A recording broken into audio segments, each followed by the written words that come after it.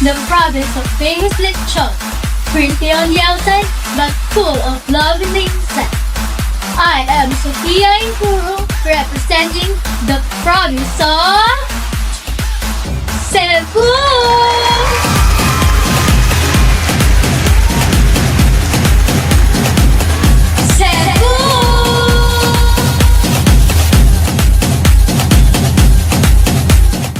Good evening, everyone. I'm Adriana Berdin, representing the city of Golden Shores, Davao.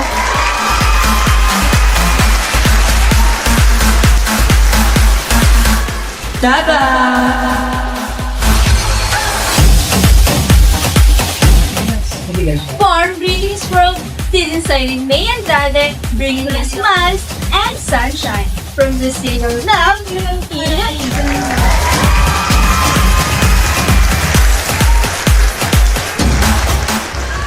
Ilo-Ilo.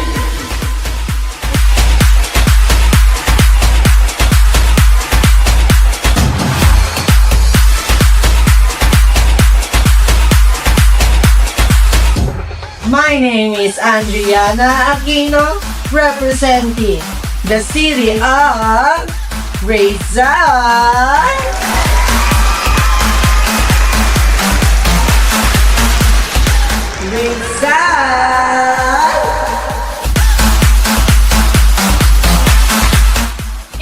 Atara 21, representing the city of Island Adventures, Surigao.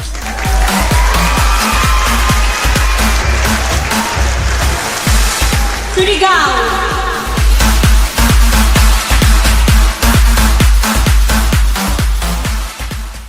First aid aims to provide aid to those who became a victim of accidents and have become injured or ill because of it. These following steps should be observed when approaching a casualty or an injured or ill individual. A first aider is not authorized to prescribe medication. However, if the need for medication is time-sensitive and the first aider has the ability to recognize the situation and administer the medication exactly as prescribed, or the casualty is suffering from exacerbation from a chronic condition, and the physician has administered a medication for it, then the first aider can administer the medication. Provide care once needs are clearly identified, and prioritize taking care of the most time-sensitive and most serious conditions first. If resources permit, carry out further assessments using sophisticated schemes like SAMPLE, S for signs and symptoms, A for allergies, M for medication, P for past medical history, L for last meal, and E for events. How to call for additional help? Contact an emergency hotline such as 911, the National Emergency Hotline of the Philippines. The additional help may include EMS, fire brigade, police, and other medical services. Call for help or render care first. Once assessment has been made and the condition warrants further help, call 911. Talk to emergency services while providing care to the casualty at the same time.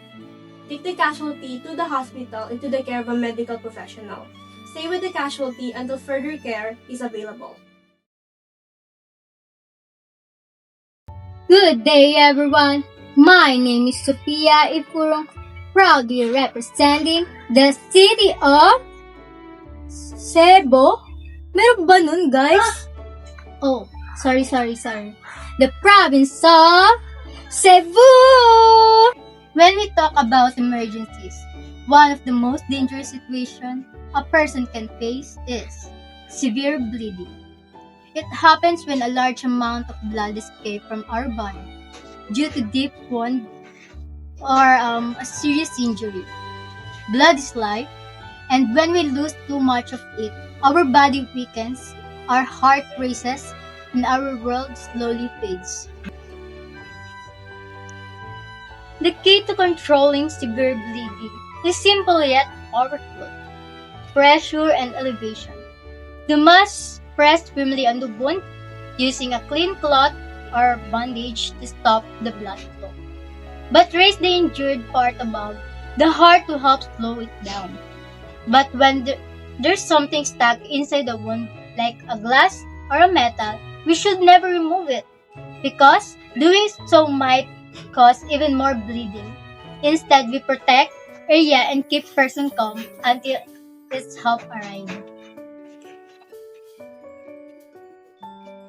Severe bleeding reminds us how precious life truly is, and how small act of courage and care can mean the difference between life and loss. This is not just about having a body, it's about saving a story still meant to be told. There is another kind of pain, one that burns the skin, but also tests the soul. Burn can happen from fire, heat, electricity, or the chemicals. And while the wound may be seen, the courage to endure is enough. When burn happens, cooling is the first step toward healing.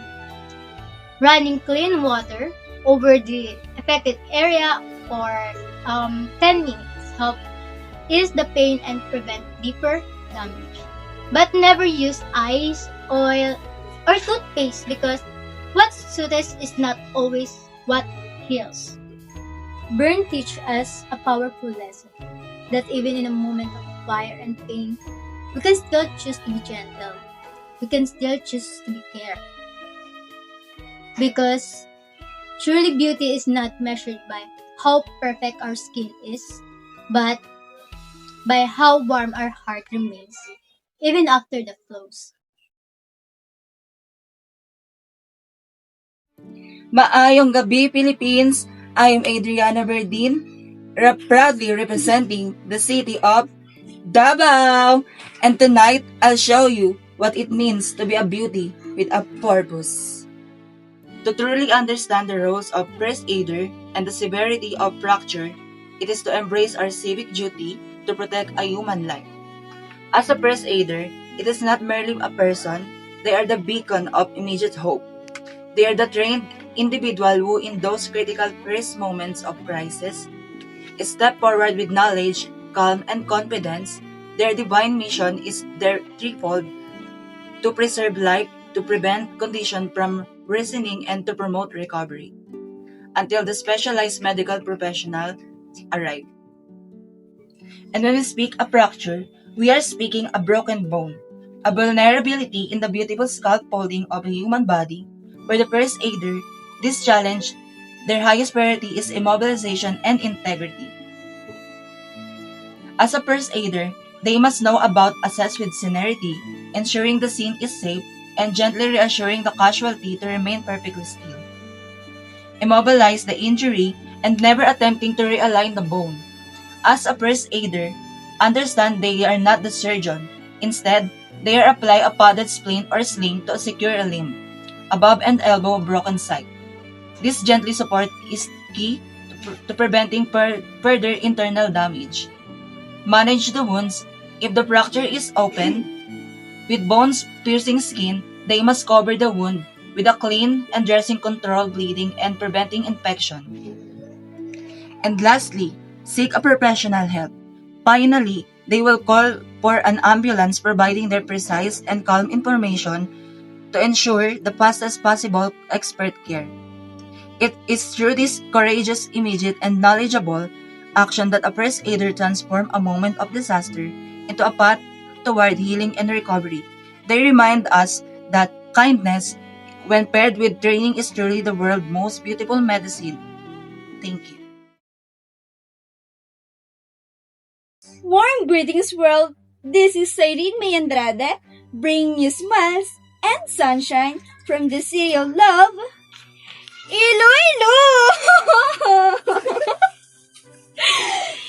Mabuhay! Ilo-Ilo! I will share something that could save a life. When someone is choking, the first thing we should do is encourage them to cough, because sometimes that simple act can clear the blockage. And if the choking becomes severe, we must take quick action that when we perform the abdominal thrust, also known as the Heimlich maneuver, to help expel the object blocking the airway. And if the person becomes unconscious, stay calm and begin CPR immediately, removing any visible object from their mouth if you see one. Every second matters, and knowing these steps can make you someone's here. Together, let's spread awareness because saving a life begins with the knowledge and compassion. And today, I will talk about something that isn't always seen but can be just a dangerous internal bleeding. We should suspect internal bleeding when a person shows sign of shock without any visible bleeding. Watch out for symptoms like pale and clammy skin, a rapid and weak pulse, confusion, and even collapse. In this situation, every second counts. Call for urgent help immediately and treat the person for shock while waiting for medical assistance. Remember, we may not see the wound, but our awareness and quick action can truly make a difference. Because saving lives starts with knowledge, courage, and care. Simple, elegant, and straight to the point. I am Andrei Aquino from the province of City, Rizal. Splinters can be painful and annoying, but knowing how to handle them can make all the difference. Here's what you need to know. If you get a splinter, try to remove it with a clean tweezer if it's superficial. Clean the area, encourage a little bleeding to flush out bacteria, and cover it with a dressing. But if the splinters is embedded or deep, don't try to remove it yourself. Instead, pad the area and seek medical help. Remember, it's always better to be safe than sorry. Take the care of those splinters and stay safe. Let's look for each other and know what to do in case of the minor injuries. As we go about our daily lives, it's essential to know how to respond in case someone faints. Fainting or syncope is a temporary loss of consciousness due to reduced blood flow from the brain. If someone faints, here's what you can do. Number 1. Lay the person down on their back and raise their legs above heart level. Number 2. Provide fresh air and reassure them. Number 3. If they don't regain consciousness quickly, call for medical help and begin CPR if you're trained. Lastly, knowing these simple steps can make a big difference in saving lives. Let's spread awareness and learn first aid together. Stay safe and let's look for each other. That's all. Thank you.